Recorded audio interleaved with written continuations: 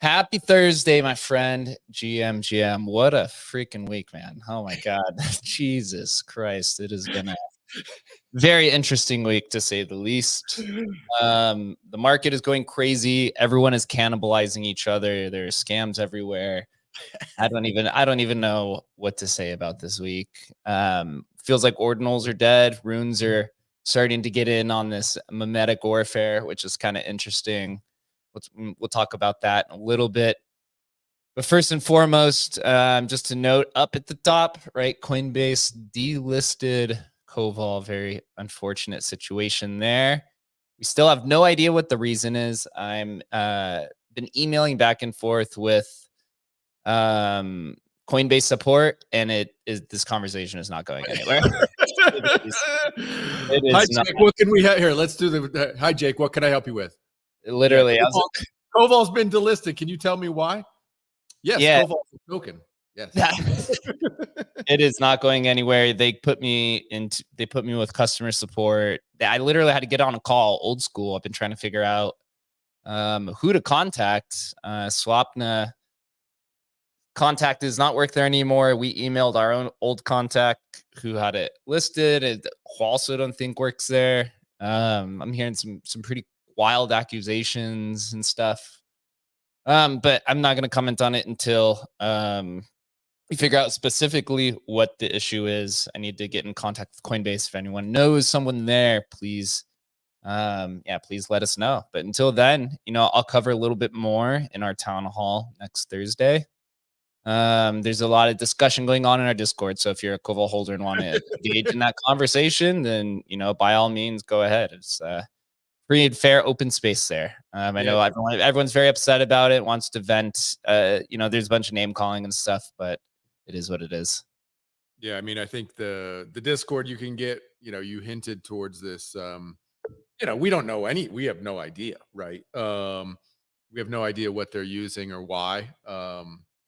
But there are some conspiracy theories being floated in the Discord, I'd say. So if you want to hear those or take part in that sort of stuff, you can certainly get in there and dive into that. It could be like, these conspiracy theories, and maybe we'll talk about them more when we have a kind of open forum on the Emblem Town Hall. The thing is, we just don't know, right?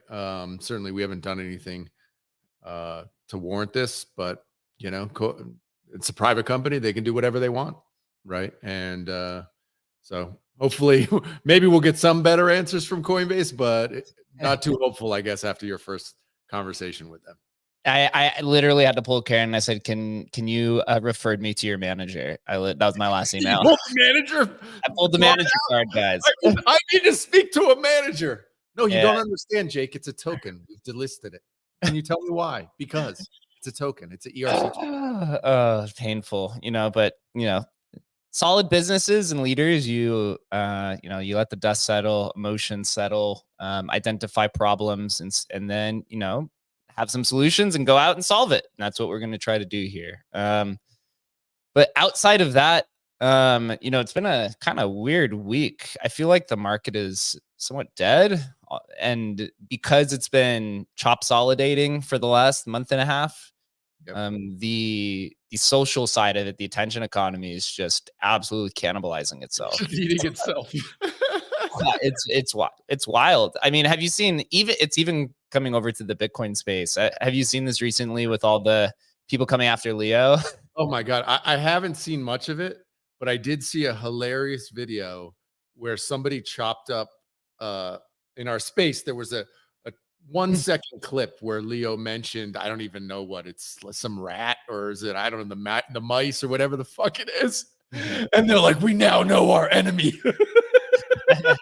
And look, man, we've seen this play out. It's actually, if you're building a community of meme coins, this or anything really, to go after the thing above you is the strategy. Like we've seen it with apes going after punks, right? You're now seeing it with miladies going after punks, right? So it's like you go after the top dog if you're, a lower tier.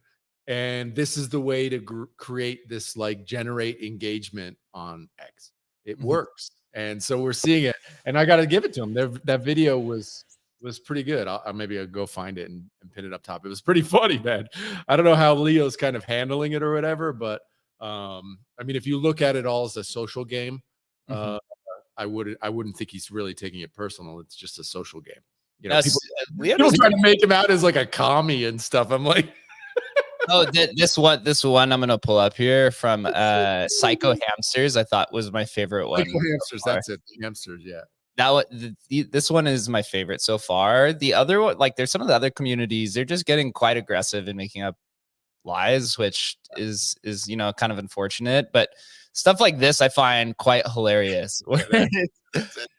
Right, this one, right? This is the common one you're talking about. Yeah. If you guys can't see on the live stream, it's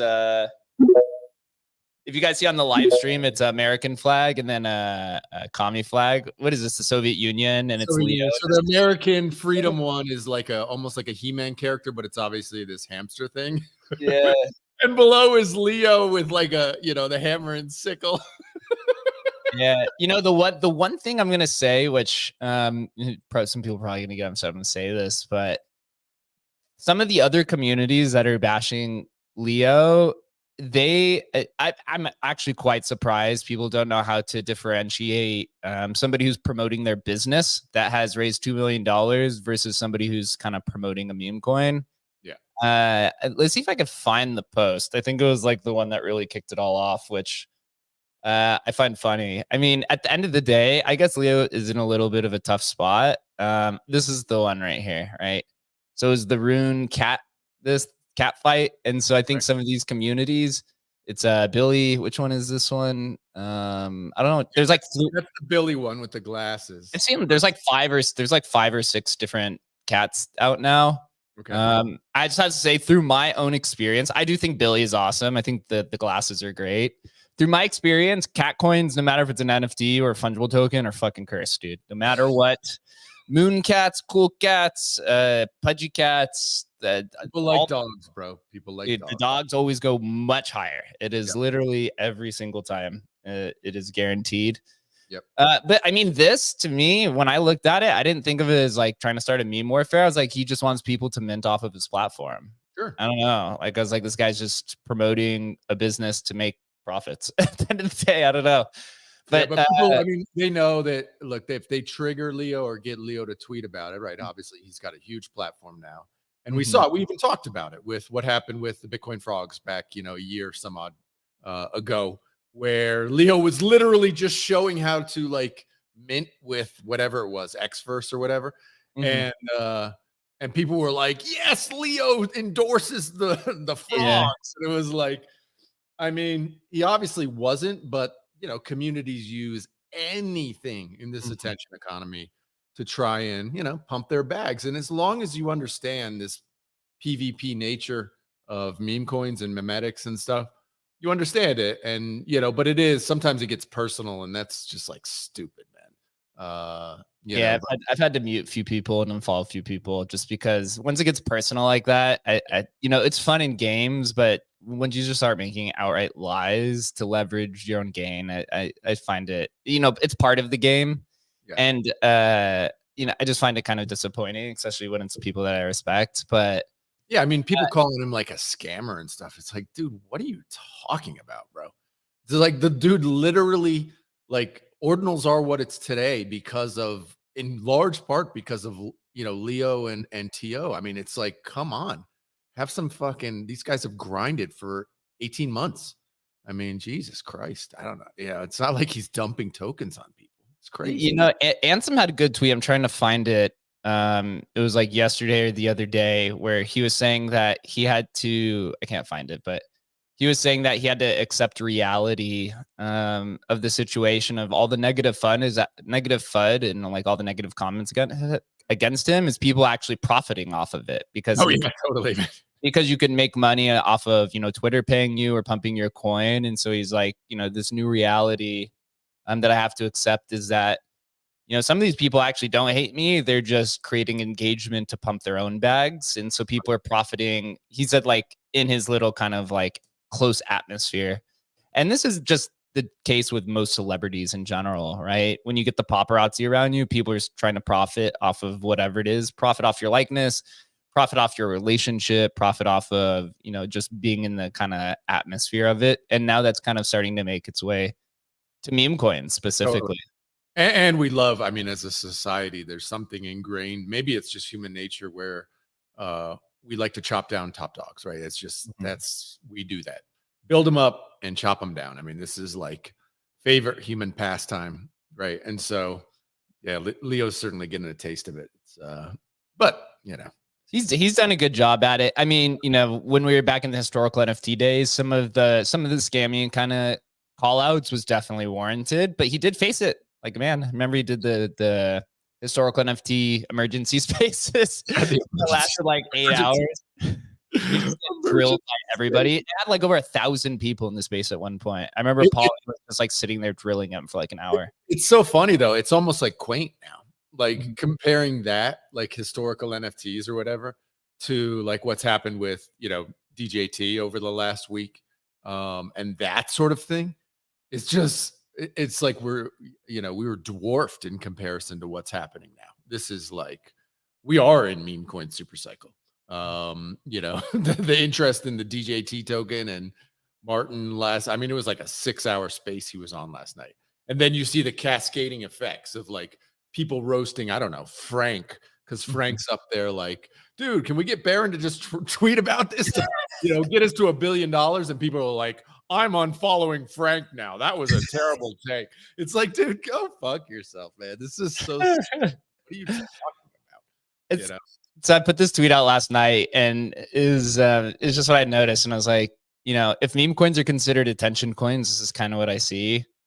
Wouldn't trash talking the other meme coins just boost the algo and promote the meme even more? Totally. Right? Like if you keep tagging Dog or Leo or right, DJT or whatever the hell token is, if you just keep bashing it, it's just bringing more attention to it, which I think is like the whole point, right? Yeah, I think honestly, what Martin was able to do, you know, we touched on it yesterday, is he actually did create this controversy. Which, I mean, I don't know. I checked it, you know, last night or something. It was still at like 140 or $50 million market cap. Like, what? I mean, it's like, what? But, you know, that attention, and everybody recognizes that literally all it would take if you know, Byron went on his Instagram and was like, just put out DJT, just posted that, you know, the token will go literally, we realize what it is, right? And so people are making that bet that that's going to happen. I mean, I don't think it's going to happen, but, you know, people are still in that bet. You know, it's crazy, man. Yeah, it is. It's quite wild. I mean, this is fun, dude. This is the online casino that we all want. Like, this is it. So as long as you know what's happening here, which is just, we are all just at the table, laying our chips, and we're not only at the table betting, but we also control the table to some degree, and we could FUD their bags and pump our bags and create controversy and raise our own chip stack. And like, that's what's happening, right? It's amazing, honestly. Yeah. And for those that haven't been in the space for a while, this type of like self-cannibalization of the industry has been going on. It goes on every cycle. It was like this. I think it just becomes a little bit more extrapolated this cycle because the proliferation of spaces. Yep. And something that I've noticed specifically, and these are all meme coins across all of the different ecosystems, is that the reason why meme coins are so popular, or I think one of the reasons is just my own thought, is that these meme coin communities can basically spin up their own echo chamber 24/7 at any given notice. and then create that entertainment that captures that buzz, and it just becomes, even more of a proliferation. Totally. It's quite interesting to see. Literally saw that this week with Charles Hotskins, right? And so he tweeted out a picture of his pig. His pig's name's Nike, right? And of course, What's your pig's name, Adam? My pig's name's Petunia. I told you the other day, and just so everybody who didn't hear this story knows, I retweeted his tweet with a picture of my pig and said, fun fact, my pig's name is Petunia. And that actually triggered him to follow me, which was pretty fun. But of course, like in any space, people immediately spun up a Cardano meme coin for Nike. And it went to, I want to say like 13 or 14 million dollars. Because I think like Frank and his guys got a hold of it. And like all of a sudden, people are trading on Cardano again. And he's actually leaned into it. And there are some great memes. I'll pin some up top where you see, Charles Hoskins, where there's this famous picture of him with like a big like eagle on his shoulder. Well, they've now put his pig on his shoulder and stuff. and so he's leaned into it a little bit, kind of retweeting and stuff like that. And of course, Jesus Christ, people are using Cardano. Who's fucking, you got to spin up your old Cardano wallet, So, this is the game. And I see a bunch of guys on Ton blockchain, betting that, Ton's going to be the thing that goes next. So there's this kind of rotation, which we saw with ordinals happening in meme coins now, where people are jumping across chains.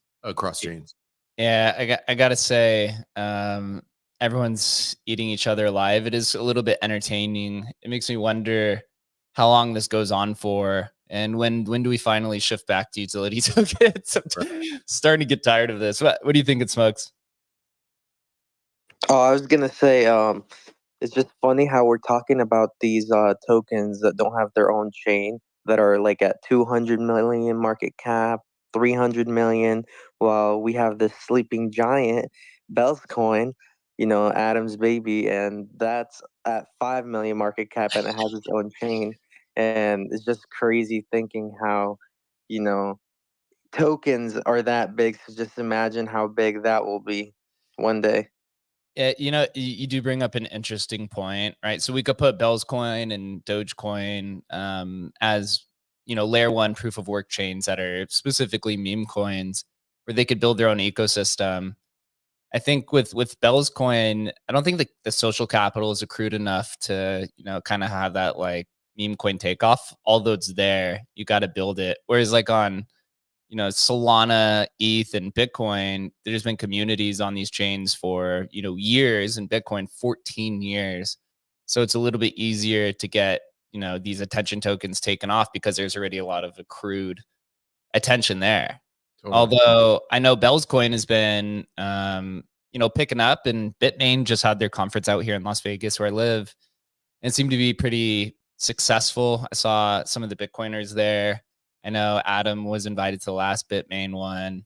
I think we're going to do a Bell's coin space next Tuesday, actually, and dive a little bit into what's going on there. Adam, do you have any recent updates since last week or two? Or no, we'll leave it to Tuesday. Tuesday is going to be a good show. We'll dive into some updates about it. And I was gonna say the halving is coming up too in 2 weeks for Bell's coin. That is without considering V3. So we should reach that block in 2 weeks. And I want to say, I think Bells could get there. Generally, it would just need to create some innovation. I was talking about it in the Discord earlier. So, you have Ethereum. They were, the ones to start NFTs at the beginning, and that's why they blew up. You have Solana with their cheap transactions and how they were able to start that whole meme token phase that's still taking place. So I feel like if Bell's coin creates their own innovative, factor, they could explode too. So I saw someone talking about GameFi. I think gaming and crypto is going to be giant, especially now hearing about Grand Theft Auto and how they might include cryptocurrency, and just some games that I've been playing on the blockchain and how they incorporate crypto, and I think there's a future to it. Yeah, I mean, if you think of about the original vision of Bell's coin, it was actually for Animal Crossing, right? So the memetics for GameFi on Bell's coin is literally built into it. Yeah, it's the original idea. It's funny you mentioned gaming, Smokes, because I don't know if you guys have checked out. There was a huge space for Ton blockchain the other day where there's this game. It's like a tapping game, and I get, there are obviously lots, but the number one tapping game. But they have, I think we talked about it, joked about it, Jake. It's like they say they have 50 million users. Obviously, it's impossible. They were botting the space. They had like 20 or 30,000 people in that Twitter space. Of course, hugely botted. But that sort of thing is happening, and you can do that on these, super fast, inexpensive blockchains.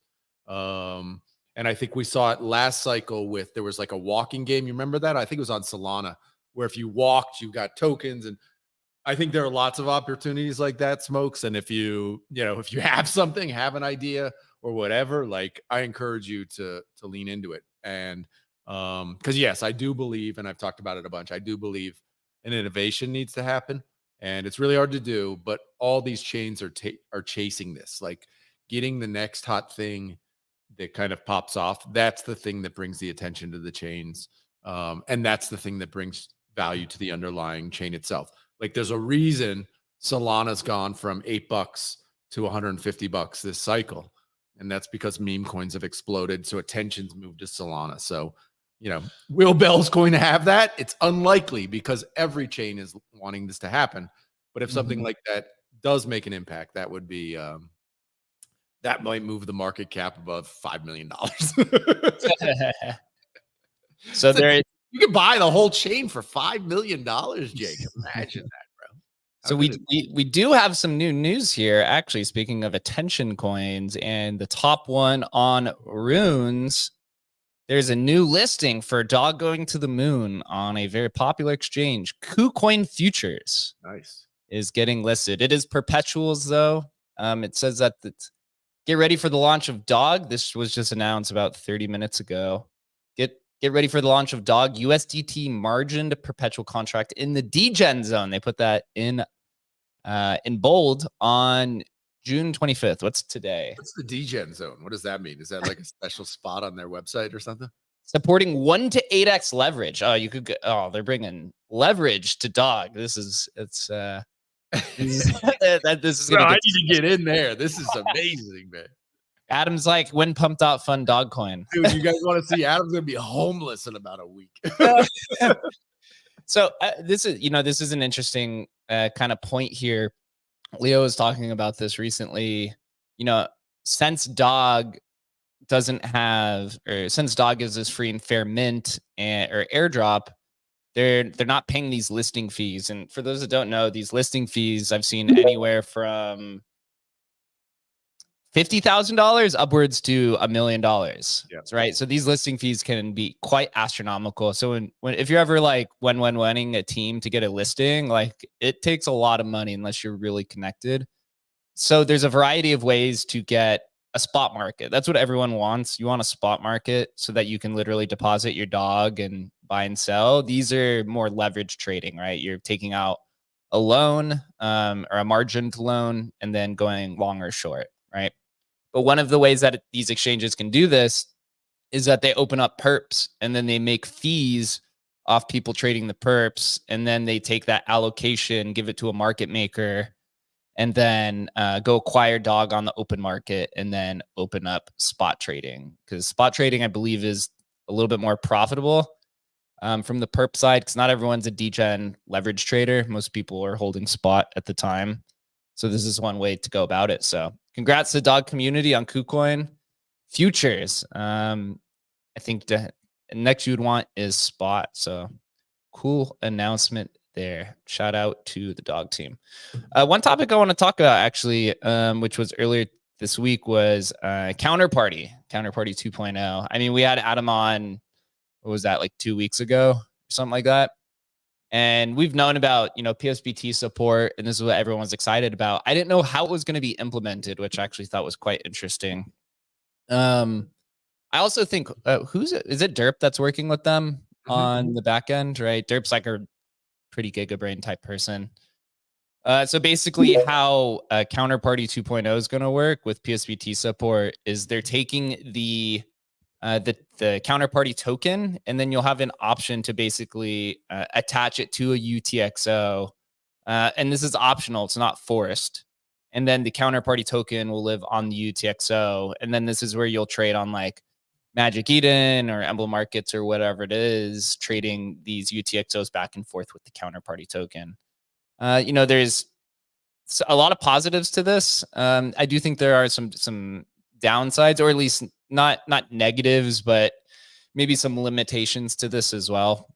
The cool part is that it's really a hybrid, right? You get an account-based asset on a UTXO, right? This probably should have been the direction, or I guess this is like kind of what BRC20 is, but not to the degree of a full UTXO, I guess. So for one, right, if you can only attach one token to one UTXO, that is going to make it pretty difficult to trade it in a fungible manner, right? Because but I don't know the exact implementation of it, but if I can only take one, if for example here, Pepe Cash is about, you can use like a Pepe Cash an example, right? It's about 1 billion tokens, right? And so if I can only do one token per UTXO, there's no way you're going to have an efficient market in that way. It's definitely quite bullish for things like Rare Pepe and Spells of Genesis and some of these OG assets, and also for some of the artists like Dark Farms and Rare Skrilla and the kind of Pepe cabal that's behind all the meme coins. Really bullish for that type of stuff. Fake rares, it's really good for. I'd be interested to see how it'll be implemented in a fungible manner. I seen Mike, the creator of Stamps, has been sharing a bunch of ideas and insights into the specific use cases. One thing he's been talking about is like multi-send. So this is like a built-in feature of Counterparty where you can send hundreds or thousands of counterparty tokens within a single transaction. So one of his things he was saying is you could multi-send to 10,000 counterparty tokens to 10,000 UTXOs within a single transaction, right? Okay. But it would probably take a lot of time for that. Again, 10,000 is a big number. I'm just kind of using arbitrary numbers here. Yep. So the implementation of it can be great, and actually setting it up. But I think the practicality of it is a little bit to be determined. Yeah. I'd like to see Counterparty. The unique part of Counterparty, and I'll let you go, Adam, is it's been around since 2014, and there's been tons of experimenting on it. Like if you think somebody's the first to try some sort of new NFT experience, the Counterparty community's probably done it already, like years ago. And so people have tried fungible tokens, semi-fungible tokens, and non-fungible tokens. And so it's this weird area where it's like, what exactly is it, right? And I think we'll find out a little bit more here. Yeah, even with like sub assets and all that sort of stuff, it's like great. If there's not a use case, like even you and I are basically still trying to, juggle in our head what it means for fungible and non-fungible and movement of assets and all this sort of stuff.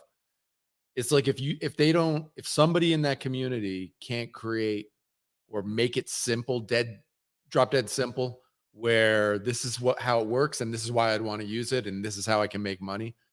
It's like, we're just not going to see much traction. I don't necessarily hold out a ton of hope, other than just like, oh, here's Rare Pepes and you can buy them on Magic Eden, right? And everybody knows NFTs are dead. Who gives a shit, right?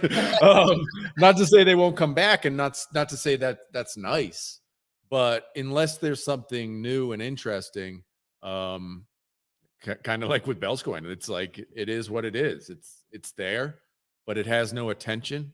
And unless they do something interestingly new, I think it'll continue to have not much attention. That's just my gut. It's just, this is what the competition field is so big now on so many chains and so many different protocols. And I mean, we're talking about like Tap, right? Tap may be the greatest thing in the world, but until there's something there for the average user to want to really use it, I look at it as dead, right? Yeah, there are guys building on it. I know teams, and there's millions of dollars, but for the end user, there has to be something really enticing. And it's going to be I feel like it's going to be a bloodbath with all this different stuff that's getting built now. But that's good. Like, that is actually good. All this building, all this stuff, there's going to be massive blood, but out of it, a couple of good things are going to happen. And I don't know if I've seen it yet. Honestly, I don't know. Other than meme coins on Solana, haven't really seen it yet. But I could be missing. Like, I'd love to hear people tell me, no, McBride, you're fucked. It's the social fi, you're missing it, or the gaming, or whatever. But I'm not really seeing it yet. So with Counterparty, I would say there's two things, or three things that I think is bullish for it, or where maybe the direction of where this is going to go with 2.0. First, right, the provenance of it, and also you have the whole Pepe cabal behind it. Like that, if there was a community that I was bullish on that'll figure out how to bring attention, it's definitely the people who created the tokenized attention economy, right? So you have people like Dark Farms and Skrilla and Looney and like all of the popular fake rare artists. Like most people have done a fake rare, so you could bring attention there. I do think the two sectors that Counterparty 2.0 will compete in is interoperability and DeFi. We talked about this, I think, like a week or two ago, where I think Tap and CatVM are in direct competition with one another. They're both going after the DeFi space. Yeah, I think Counterparty 2.0 goes directly after the DeFi space. And so the example I'll use here is, if I have a rare Pepe, I can attach it to UTXO and then go borrow against it on Liquidium, right? So I can go move these into these different ecosystems. I could go move it to CatVM, or I could go move my rare Pepe to CatVM or to Tap, or whatever the case is.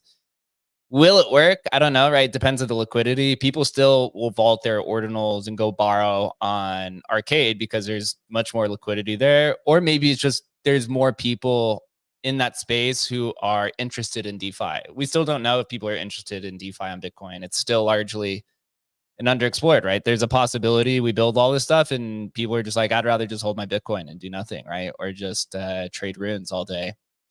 Second is interoperability, right? For Emblem, we've already put a vault inside of a Counterparty token before, right? We've been exploring already how to do or how to put vaults through ordinals. We could theoretically just put vaults because Counterparty is EVM compatible. It's not built in, but you can do it because we've done it. So there's a Counterparty token that has a vault inside right now. I think they did it. I think Shannon did it in like 2021.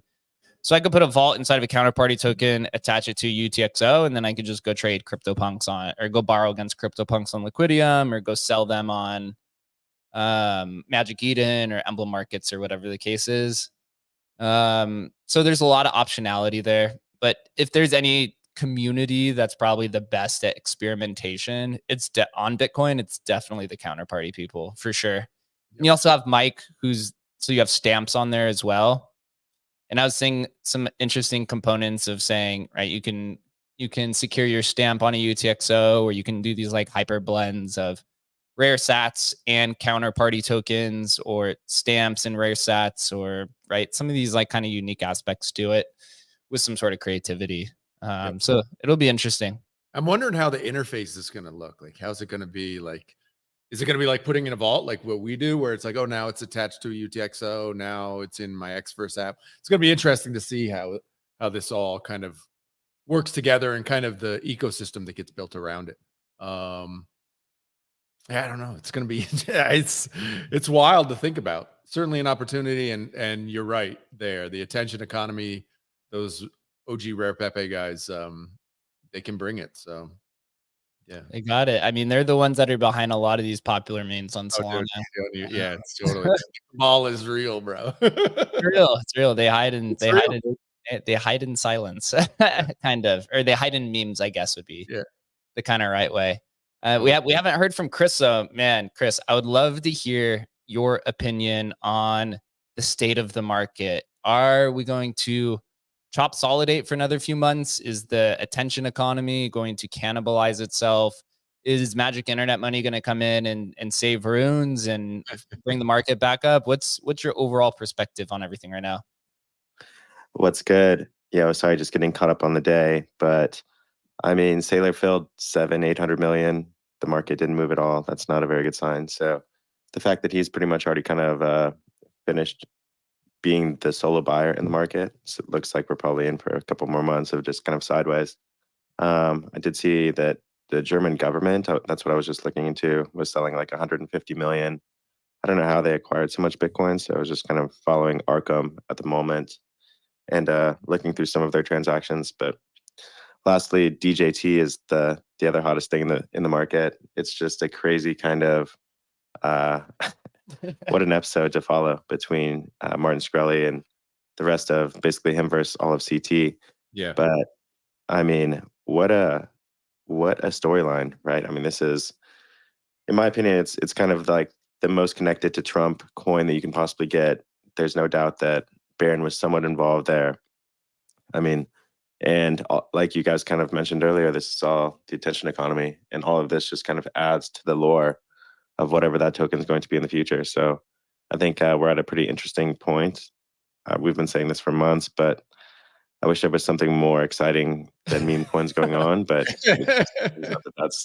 that's all we get, guys. Looks like it's just going to continue. Bro, you got to lean into it, man. You got to lean into it, man. Yeah, you know, you look across, right? This show is called the Inscription Show, and I was doing some research last night trying to figure out what's new, and there's really not much outside of meme coins. I know most of the things are trending kind of lower, right? Dog has the attention. $1 billion cat has become number 2, and at least in terms of attention, not value. And so these people are starting to figure out how to mint meme coins on Bitcoin using runes, which I find kind of interesting. I put this post out the other day, and I think people kind of interpreted it as something it wasn't supposed to be. But I said, the largest airdrop, or the largest meme coin airdrop on Bitcoin was Dog, right? It started out, I think it opened up at like a $200 million market cap, ran to, here it was. So Dog was the largest no pre-mine rune airdrop, which opened at $260 million market cap. It did a 2x, ran to 560, fell by 68%, then did a 450%, went to 980 million. Now it's down about 40%. Then you have Billy. Billy is actually the largest no pre-mine rune mint, right? Different from an airdrop. Opened up at 3 cents and has run up 1900% to 6 cents, and now is sitting around like a $60 million market cap, and Billy's the number 4 market cap. And I think because of this, now people are starting to chase it and try to mint things and try to run these up. I'm starting to hear different conversations and rumors that a lot of these mints are manipulated. I mean, were you on the show with, it was the Ordinals show where we were on with like that hedge fund, right? Who was getting into Ordinals, and they were talking about runes. They were getting into runes. And I asked them, hey, are you guys minting, right? Thinking, oh, are you just buying existing, betting on existing memes or minting? And they're like, no, we're leaning heavily into minting, right? Because you think about it, you're just paying the mint cost, right? So your upside, your ROI potential is exponentially more. And so, yeah, they're just, cheap minting, throw a dart. And then you can, you realize too, these things are obviously, we just talked about it. We're in this game, this manipulation game, where it doesn't take many influencers to get together and be like, this is the one we're going to do. Mm-hmm. And you own 60, 70, 80% of the supply, and you can pump that stuff, right? Just the only differentiator, and it's a good one, is on Bitcoin, everybody can see the mint happening, right? So everybody can kind of get in. And that is like, that's really, really awesome. And it's one of the best things about runes for sure. Yeah. Yeah. Maybe the best thing. Yeah. It's interesting, right? Because it's an attention economy. So you hear a lot of conspiracy theories. You do see a lot of hate and bag bias and different things like that, which is okay. But, you try to look through it. You try to see through it and see what actually is going on here. And I was thinking about this the other day, right? This is basically the pump.fund version of Bitcoin, but you don't need a pump.fund. It's literally built into the minting mechanics, right? So in this aspect, Casey was way ahead of the game. He was right. You don't need a platform. It's literally in the protocol. And the way that you get these mechanics is the amount of people who basically are now kind of, caballing it. And if you have a pump group that, or just a ordinal community or whatever it is, right? If you have 500 people in this community and you say, okay, I'm going to drop the ticker, right? No pre-mine. And then you just get these 500 people to start minting it immediately, right? It's kind of gamed since the beginning. And I think we're starting to see early signs of that. It's actually, in some ways, it's, you know, it's worse. Obviously, it doesn't have the speed and all that sort of stuff, which makes Pump.Fun so kind of addicting. But it takes away the one thing that's the super negative about Pump.Fun, which is the dev or whoever, you know, his friends are, can buy the supply at the very, very beginning and then dump on the people who buy the net, you know, and then it never goes to Radium, and you just got rug pulled. And this takes that away. Like if they bought, you know, if they minted first or etched first, like they put the money in, they paid it, right? And there's no backsies, right? So it takes away that negative aspect of Pump.Fun. So, you know, in that way, it's kind of awesome. The only thing that's maybe a little bit wacky, and I, you know, asked Leo about this, is like the number of etches needed, right? That's the kind of thing that I think almost the community needs to like settle on, because that's the real benefit of Pump.Fun is everybody settled on 1 billion or whatever it is, right? And so, you know, supply, and it's very easy to calculate like market cap and all that sort of stuff. And so I think that if the Runes community kind of, you know, collectively came to a number that just like settled it, that would be like a nice clarification. Seems like. Yeah, I remember. So two things here. I actually think the Pump.Fun is actually like that version, right? Where it's right. Pump.Fun is this idea that you need to deploy a smart contract and reach, what is it, 39,000 to get the liquidity locked? Actually, I think it's like 69,000. Yeah, 69,000. And so anything before that is just like a pure, who knows what's going to happen here? Am I going to get rugged? Are we going to make it? Right? Because then if the liquidity gets locked and you got in early, then you're up, what, 15x or something like that immediately. Here, this hasn't been taken that deep into the mempool yet, but I think the Pump.Fun equivalent happens actually in the mempool with snipers. We're seeing, I think Magisat has a sniping tool. LIFO with Rune Blaster has a sniping tool. You obviously have a few of these private ones. Every time I talk about the private one in public, the people who own it DM me and tell me not to talk about it. So I guess I'm not allowed to talk about it anymore. It's called Fight Club. You're not allowed to do. Yeah, they got really upset about it last time. So I'm not going to name it this time, right? But there's also ones that you could go buy on Magic Eden. I think it's called like Gold Miners or something like that, which is a sniping tool. So there's, you know, 5 to 10 sniping tools out there. And at some point, I think to your point, if the community can decide on what's the amount or the supply that, you know, the cabals and the groups and everything are going to try to pump together in unison.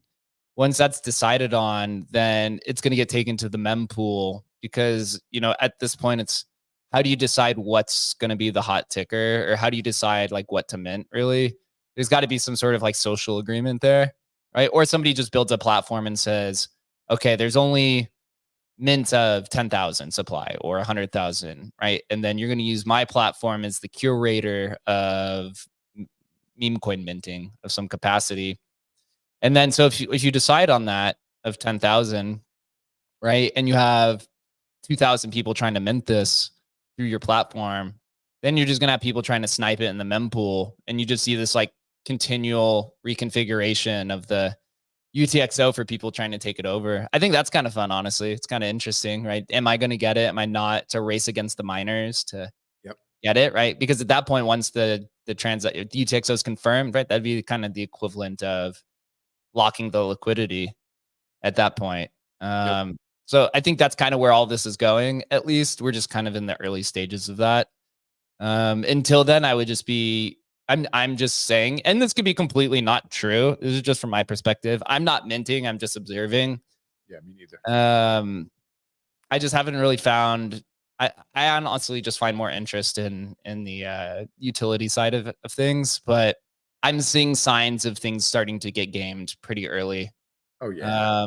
And you know, there's nothing wrong with that. People want to play that game, dude. That's their money to play with. But I would just say to just be observant of what's happening here. Oh, it's definitely happening.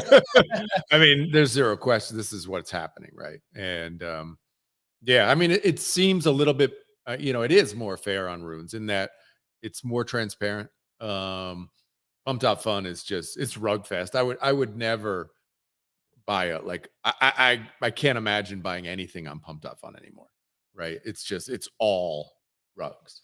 or all insider trading, right? And there's the ability to get in on something that's actually new it's literally impossible. There's 30,000, tokens a day, 40,000 tokens a day being launched over there. It's a zero.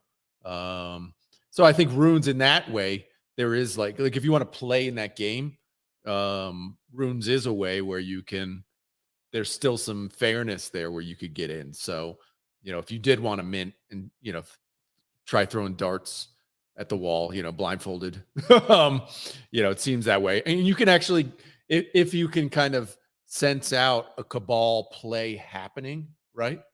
You can front run it, right? You can say, "Oh my God, I'm gonna jump in. I'm gonna pay a high fee, and I'm gonna get in on the cabal," right? Which is literally impossible on Pumped Up Fund. Like you can't do that. So in that way, it's kind of cool. But most of the time, it's gonna go to zero. I'm seeing the tools pop up. I've seen now there's a Runes trading bot that you could do, the Telegram one. I've seen it. I forgot what it's called. I saw Chart from Monkey talking about it the other day. So now you just have people sitting there waiting to see the runes, being etched. Again, I do think you have the relevant point that the community needs to come to a social consensus on a supply or a supply range to know what's minting. Yeah. Because you just don't know how many people are behind it. Yep. But these type of tools are coming. And so I think it's only going to continually increase over time. Where it actually leads, I don't know, more money to the miners, I guess. I mean, is this all just one big miner cabal? I saw Charlie Spears in the audience. Maybe Charlie is just like Charlie's actually organized the entire thing. It's actually the miners that are the ones that are miners did this whole thing, dude. The miners, Charlie and the mining cabal got together. They put it in Rotimer's ear, and they just, let's do this. This is so cool. And here we are, miners just getting the fat cats ran the whole cabal, man. So honestly, not a bad strategy if you're somebody like if you're a publicly traded company like Marathon or something, and you're just like, hey, here's 1 Bitcoin, and just etch 50 tickers a day to get people to mint so that we can potentially mine these and make our profits back plus more. Well, one thing you mentioned earlier in the show was, do you think we're coming to any sort of end of this? And it's impossible to time these sort of things. But one thing I saw the other day, just general regular media, was penny stocks. Penny stocks are pumping right now. And for any of you OG, Wall Street guys, penny stocks are like the pure top signal of traditional finance. Because what happens is basically you get this movement from like blue chips into tech and into like more and more fringe things as people try and get returns. And the bottom layer of stocks and finance is penny stocks. Like these are the worthless things that people, gamble on to try and get any sort of return. And they've been going crazy over the last few weeks. So just heads up, like the musical chairs that we talk about could be stopping in traditional finance. And if they do stop in traditional finance, like we've seen traditionally with crypto, it doesn't decouple from that. We get a massive recorrection in crypto too. So,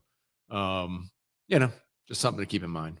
It's definitely something to keep in mind. From some of the conversations I've had with Runes builders, I hear the range or the time range is between August and October for some of these utility tokens to come out. So I do think, again, chop, people are just going to kind of eat themselves alive until then.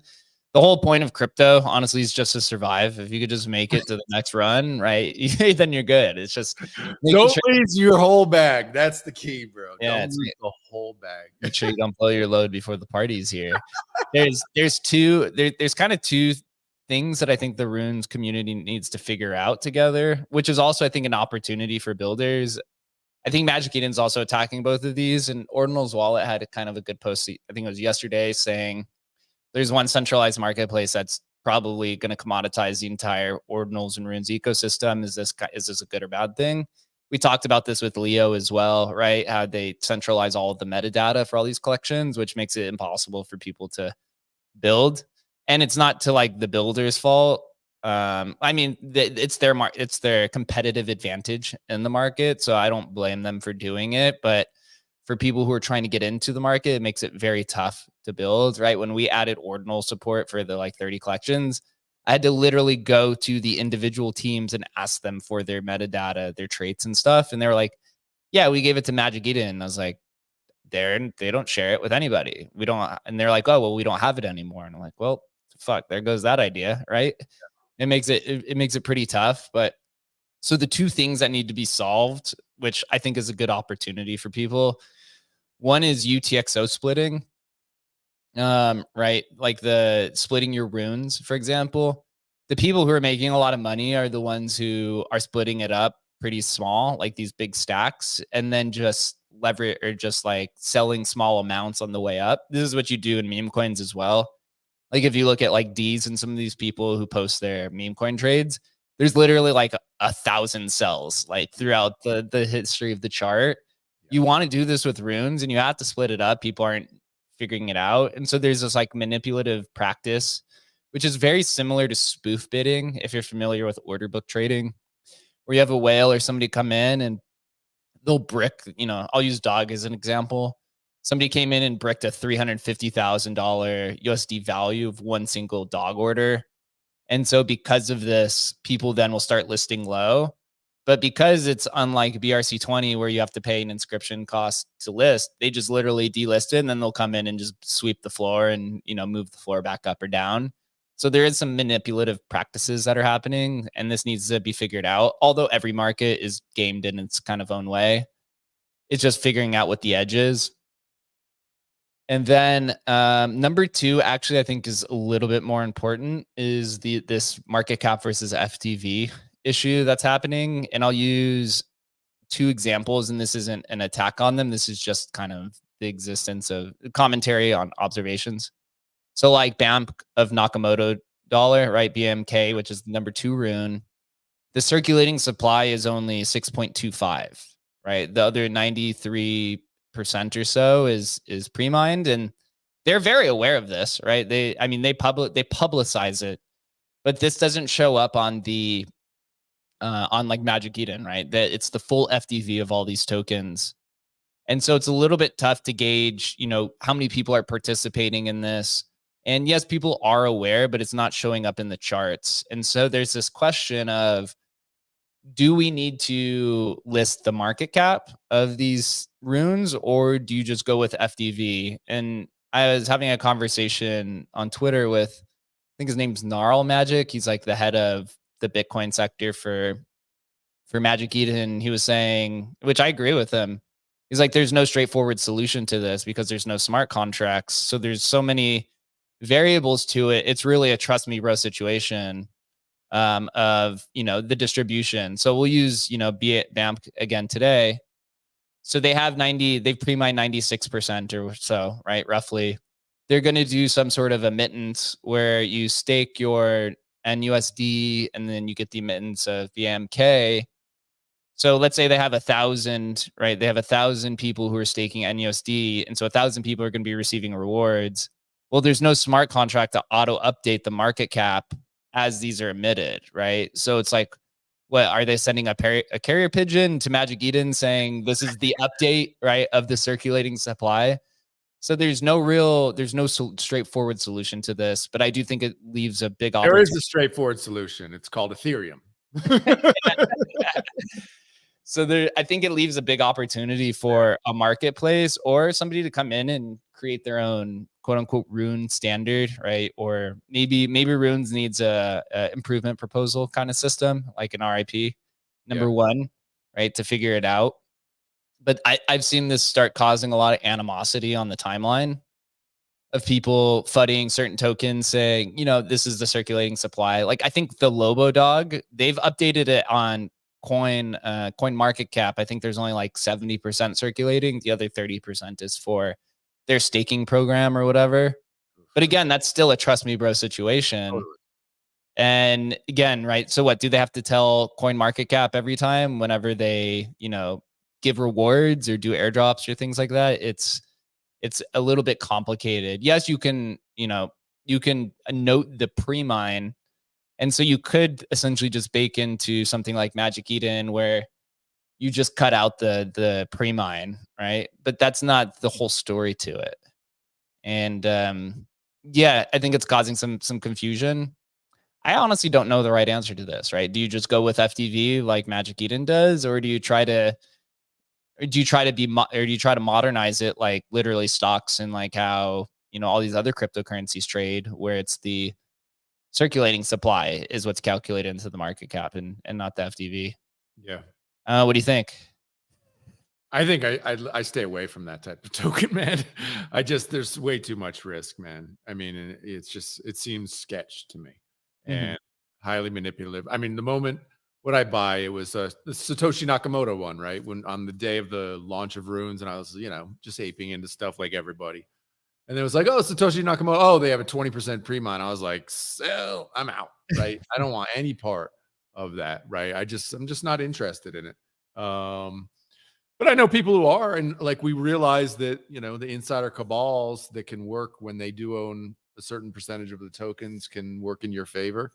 But so often than not, it's just they don't work in your favor. And I think to that was that I just pulled up that Ordinal wallet, you know, tweet from yesterday or whatever, and it was you know, I think my reply to it was like, OpenSea, bro. You know, it's like, we know what happened to them. Like, yes, you know, they're winning now, but shit can change fast, right? And you know, I'm sure Magic Eden recognizes that, right?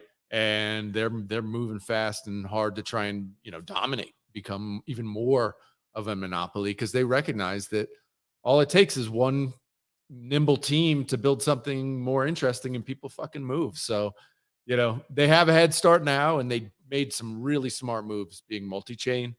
So you got to give them credit. They were smart. They were fast. They built quick, and they're dominating now. But like, if I was the CEO of Magic Eden, I'd be fucking terrified right now, and moving hard to keep innovating, you know, smartly. They're doing well, right? I think the wallet is like kind of their way to bridge all of their native experiences together. Yep. We've had this conversation before. This predates crypto, even this idea of bundling or unbundling and disrupting the disruptors. Generally, what happened in tech, and I think this is just business in general, probably even way before tech was even a big thing. What happens is the people who become the leader of an industry, they do one of two things. You basically build the compartment store of a new sector. So OpenSea did this, for example. They saw that individual NFT assets were super popular or becoming a thing. And they basically just built a compartment store for NFTs. And then it became the NFTs for all of these different sectors, right? Of art and gaming and photography and ENS and all these different things. And then as as OpenSea became the leader, the Goliath, you started seeing individual teams start unbundling what they had done. You saw Super Rare and Foundation come out and build art-specific marketplace. You saw ENS Vision build a ENS-specific marketplace. I think Justin Aversano built a photography-focused NFT marketplace. And right, so what they're doing is they're basically saying, oh, this is Walmart, and this Walmart can't satisfy these individual communities that need specific needs or use cases. And so we're just going to go build it. And was the giant unbundling of OpenSea, right? And then Magic Eden came in and they're like, oh, well, OpenSea's not offering Solana support. We'll build a Solana-focused NFT marketplace. And then they're like, oh, let's build a Ordinals-focused marketplace. They were like third or fourth to the market. And now they have 5 or 6 marketplaces. And so they're trying to package it all up together with a nice bow and then build a moat around it so that it's pretty tough to, you know, untie that bow that's on top of that package. But there's people coming, right? From all I can't imagine who would be coming, Jake. Honestly, right? This is how we ended up think about it. What they've created is a nice siloed environment of all of the different chains, right? And we're trying to do something different, which is it's an unsiloed environment of all the different chains. And so, yeah, it's 2 different ways of looking at it. Look, they're the winner, man. I mean, right now they're the winner. They can be disrupted, period, full stop. And so, yeah, it's going to be interesting to see where it all pans out, you know, a year or 2 from now. Yeah, it's exciting times, man. Yeah, I mean that was for those that don't know, it's how Adam and I ended up at Emblem Vault. Is we were actually trying to build a historical NFT marketplace, right? We were big in historical NFTs with Leonidas, and I had reached out to Adam and Leo, and I was like, "Hey, we should build historical NFT marketplace. This is like an emerging sector." And Leo didn't want to pursue it, and Adam was like, "Oh, I've already talked to Emblem Vault about this idea." They're like, "Oh, okay, let's start going around and seeing." Ultimately, found out right that Emblem was a much larger idea than just historical NFT marketplace. We're like, "Oh, this is a chain abstracted kind of tool." Right. So now we're trying to go the opposite approach of that. We'll be successful. I hope so. Right. That's the goal. But Cool. never know. You never really know. You know, you could have somebody come in and disrupt Magic Eden from the DeFi perspective, and then they just integrate NFTs. I mean, we saw Uniswap tried to do this. They didn't really have any success, right? They were the DeFi king. They still are. They did an NFT marketplace and no one uses it. Nobody. And you saw it from the enterprise perspective with Coinbase coming with the NFT marketplace, and that literally got no users. So it does come with timing and community and culture is like a big component of it. I mean, we're seeing now, and part of it, you know, this idea of these different chains, all this stuff's happening, but we were joking about it in, Ordinal Summer, which was like this idea of like other chains are, they're the L2s of Bitcoin, right? I actually think that that's actually what it is. That's where my current vision is, that is actually the way it is. And so you use like Solana, which has this like super fast times, it's super simple and fluid. If that's the best way to trade runes, why aren't we doing that, right? So, I think we're going to lean into this a lot more, this idea of you actually take the best components of the L1s, and that's where the stuff happens. So if DeFi happens on Ethereum, okay, well, how do I just bring the best assets in the world to DeFi on Ethereum? Or if meme coins are happening on Solana, how do I just bring the best meme coins from all the different chains onto Solana, right? And I think we're uniquely positioned to make that happen. Like, let's go, man. Fuck yes. Yeah, that's exactly right. Leveraging the strengths of all these chains. The tribalism is starting to really just deteriorate across all these chains, which is awesome, right? That's kind of I mean, when I got into this space, it was like hyper Bitcoinization was very popular. And then there was this like emerging idea of tokenization. Like it was very, very early stages. They're like, oh yeah, everything's going to be tokenized, right? We're going to tokenize the money markets. We're going to tokenize real estate. We're going to tokenize and create these DeFi platforms. And everyone's like, yeah, right. Bitcoin will end up consuming everything. And now it's flipped, right? Almost 10 years later, it's like, yeah, we're basically tokenizing everything. This is what Larry Fink's literally on the TV every day talking about how he's going to tokenize everything. Opened his own stock exchange in Texas, right? He's probably going to pursue that in some capacity there. Shit's happening. And so Bitcoin's become this now just great liquidity. People want to mint their assets on Bitcoin, but they don't want the experience of native Bitcoin. Nobody and does. Ultimately, the best L2 right now for Bitcoin is literally Binance. Right? Yeah. These centralized exchanges are probably the best L2. Well, that may be the winner too, right? The best L2s are centralized exchanges. That may be the winner too. We're battling it all out, and it'll, in 10 years it'll be obvious in hindsight. But right now there's struggles happening. So that's the best way. I mean, open competition, like winners will be victorious, right? And losers will go away. And that's just what it's going to be. Bloodbath everywhere. But that's actually great because we move up to the next level. It's awesome. And like you saw, I don't know what did you track some of these airdrops happening on layer 0 happening? Mm-hmm. Bro, it's amazing. Dude, literally these airdrop and farm, I believe like airdrops they're just dead, man. It is dead. If these companies can't pull these airdrops off where people are happy, I think airdrops and farming are it's time to move on in crypto. Feels like. I think it's the opposite. I'm You're like, you hug that. No, I got a caveat though, and probably going to get some eye rolls in here, but I think it's going to go to the opposite side of airdrops where people are going to go back to the traditional airdrop of we want 100% of the airdrop. After the first airdrop, you need all of it done or I'm not fucking playing this game anymore.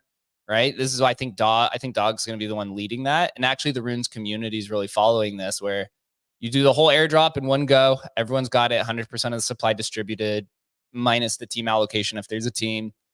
And you just play the game that way. That's how airdrops were. That's like, right? That's what Uniswap did when they did their airdrop. It was literally they airdropped it all in one go and everyone played the game and it ran up. It's like a movement away from like what I would call like a stingy airdrop. Like, so these stingy airdrops, communities are like, fuck this. This is It's bullshit. the low float, high FTV thing. Yeah. Gotcha. So it's more fair type airdrops. Like this layer 0 airdrop they just did was like 8% of the supply or whatever. Right. And the reason why the reason why that exists is because these have so many backers and investors. If you look at literally the pie chart of how these are all split up, it's 10% to the team, 20% to early allocators, 10% to the foundation, this amount to the exchanges, and it ends up with the community getting like 10, sometimes 6%, right? Like 6% to maybe 20% if you're lucky. You saw Friendtech try to do the complete opposite, which also kind of backfired in the beginning, right? Or maybe you just get all the jeeters out, as they say on Solana. Friendtech did a full, like 100% community airdrop, and it is literally just tanked down into oblivion, right? It is down horrifically or horrendously. But, maybe you get all the people out and you get the believers in, because the like drip feed of airdrops, I think people are really fed up with. And so I'm taking that into account for when we pursue, the next level of tokenomics for Emblem Vaults. We're definitely taking that into consideration. Also, too, I think the like multi-season thing, I think is dead. I think if you're Blur and Blast, you could do multiple seasons because people are already hooked on it. They're already stuck in this like never-ending cycle. I think any other program, and this is just speculation, I think you do one season and it's over. I don't think people will hang around for the second season unless you're like a Coinbase or maybe a Magic Eden or something like this that already has all the eyeballs. But getting people to stick around, I think that part of it is dead, like a lot of people on Timeline are saying. Yeah, and like, why would people stay on Blast? Like, what are they going to stay on Blast for, right, after the airdrop? So he's got to kind of make it 10 seasons long. I don't know. It's just, I wouldn't want to be in his position, honestly. It's interesting because I've been in this like looks rare kind of perpetual staking cycle because I had that airdrop and I'd bought some, and of course it's down like 90,000% or whatever. But it was like, I see this happen over and over, and I just keep hitting the next button and it just keeps going lower every single time. It's like I staked my looks rare, right? I got looks token, I got ETH, and then it's like, oh, now you could put this in the looks booster where you get more looks, right, for staking. And then it became, oh, now you could stake looks for your YOLO. And then I staked YOLO and it's like, oh, now it's YOLO season 2. Keep the looks rare in. And then if you stake your YOLO, then you get a multiplier for season 2 of YOLO. And it just like literally continues over and over and over and over and over. And you never get the money out. That's exactly what's happening with Blur and Blast. I mean, I had Blur, right? That I was a pretty big farmer on the first season, which was like the big airdrop. And so I was just like, it's free money. I'll just keep staking it or whatever. And so then you have Blur, right? Then you get Blast. And now it's like my Blur has been staked for, feels like a year at this point, which is going to get me Blast. And then I guarantee you once the airdrop happens for Blast, you're going to be like, oh, here, go stake it again for season 2 of Blast. But then season 4 of Blur, and we have this thing. And it's just like, it's a never-ending perpetual cycle of staking on that platform. So getting it off is going to be a little bit complicated. So there I'm out, completely 100% out. I put a tweet on today. It's like, I'll never farm again. I'll never do this again. But I understand people who are doing it, and actually people who have more time than money. I would encourage to do it. Like my kid, if he wanted to do that, I'd be like, go for it, right? But I think for most of us, it's not worth it at this point. But I'm with you that idea of like giving all the tokens out immediately, and leaning back into that seems like a worthwhile thing. Yeah, I think just all at one go outside of the team allocation. Again, if there's a team, right, just using like Emblem, for example, like if we're going to have people do a farming program or whatever, you tell them, hey, this is kind of the time range. What is it? 3 months to 9 months or a year. Even if you say, hey, this is a year-long farming program, but everything's getting airdropped at the very end of this. Like, I think you'll have a much better kind of community sentiment around it. Again, I'm not saying we're doing it here. I'm just kind of saying like giving somebody a range and just them knowing that it's all going to be airdropped, you'll probably get a lot more participation at this point. I just think the pendulum's going to start swinging the other way here pretty shortly, probably for the benefit. One final thing I wanted to talk about here before maybe we wrap up is, we were talking about going back to the other conversation with L2s and leveraging the strengths. And we were like, some exchanges are probably the best L2 for Bitcoin trading. I also start to think like about the other side of it with NFTs, right? Like what's the best use case for NFTs, right? Because we use that frame of reference for fungible tokens, right? DeFi is ETH, like that's the king. Everyone try to bring all the fungible tokens to ETH for DeFi, right? Try to bring all the meme coins to Solana for meme coin trading. If you're trading runes or BRC20, you want to go to a centralized exchange. But the NFTs are left out of this entire conversation. I think it's much more immature market. And it's still, we say this all the time, right? So early for NFTs, but it's like, okay, I think ETH is going to be the top NFTFi platform, I guess. I don't know. It's still kind of early for that, right? Where's going to be the best place to trade? Where Pepe's, right? Obviously Emblem and doing the multi-chain thing, like we're trying to do. Like our whole thing is like, I think you should take one NFT, right? Take my Nakamoto card and just go take it to all these fucking platforms. And if you want to farm, use Emblem and take this Nakamoto card. You only have to buy one asset, take the $200,000 value and go put it into these other ecosystems, right? And so it's like, where's the farming? Like, what's the farming ecosystem and all that? I think that's a pretty gray area in terms of like, what's the best ecosystems for all these NFT type platforms. Like one thing that fungible tokens don't have is RWAs, which I'm seeing pop up a lot more. Is what's the best place for RWAs? Is it going to be Solana? I think they call it DPIN on Solana, right? Or is it RWAs on ETH? Like, does Bitcoin have? Is Bitcoin going to have a leg in the race over here? I don't know.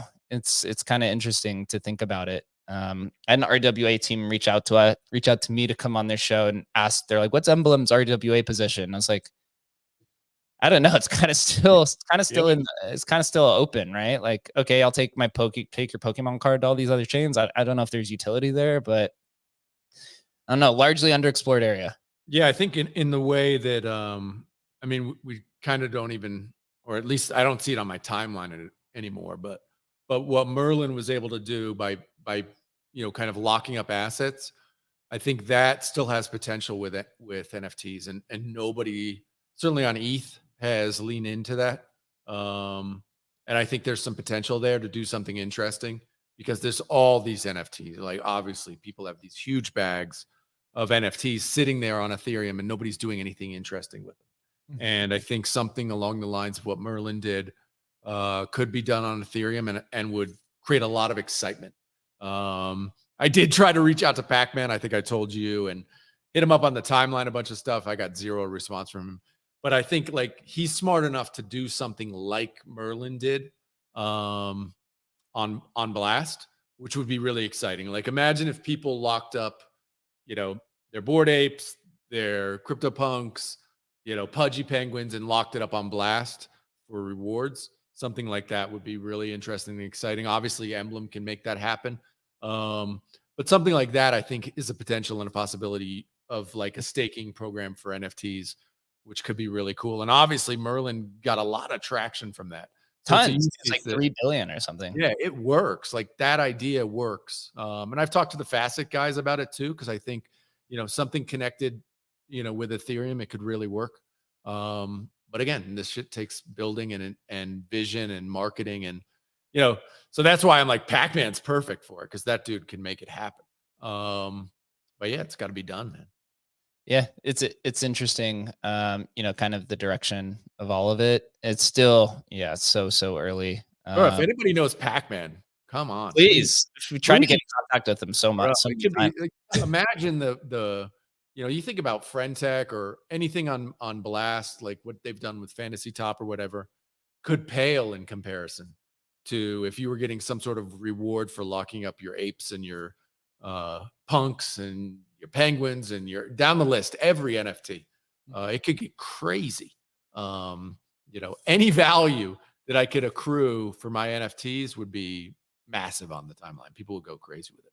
Instead, right? I would say ETH NFTs are kind of like in the position of Bitcoin, the asset, right? Like all the people on ETH that are holding these NFTs are like, I need to put this to work somehow and make some money.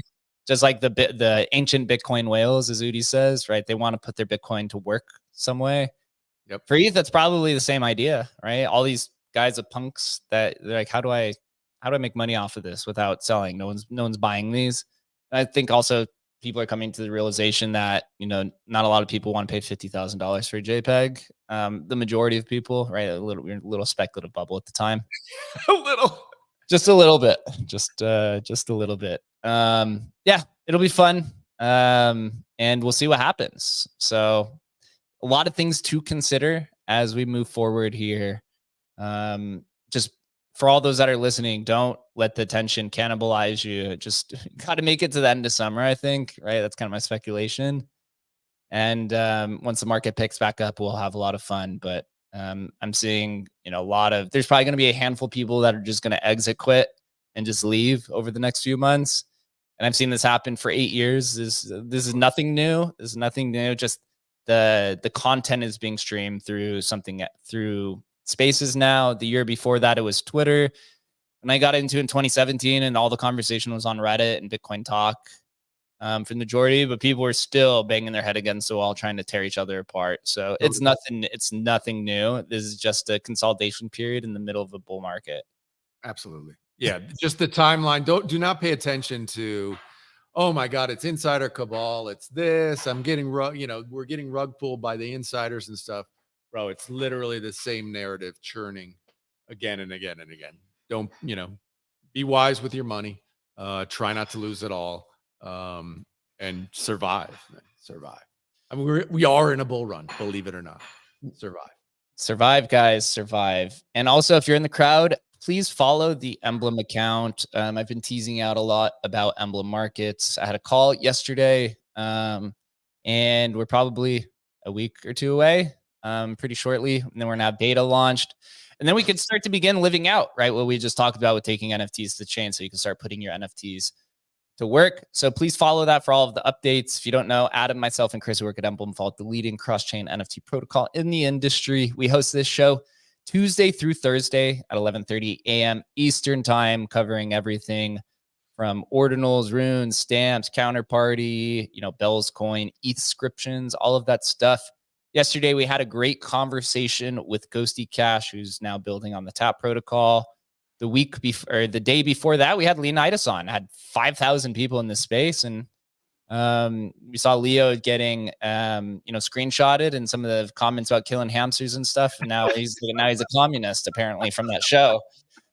Next week on Tuesday, we're hosting a Bell's Coin space. So make sure you follow the Bell's Coin account. That's also in here as well. And Adam, who is the Bell's Coin king himself.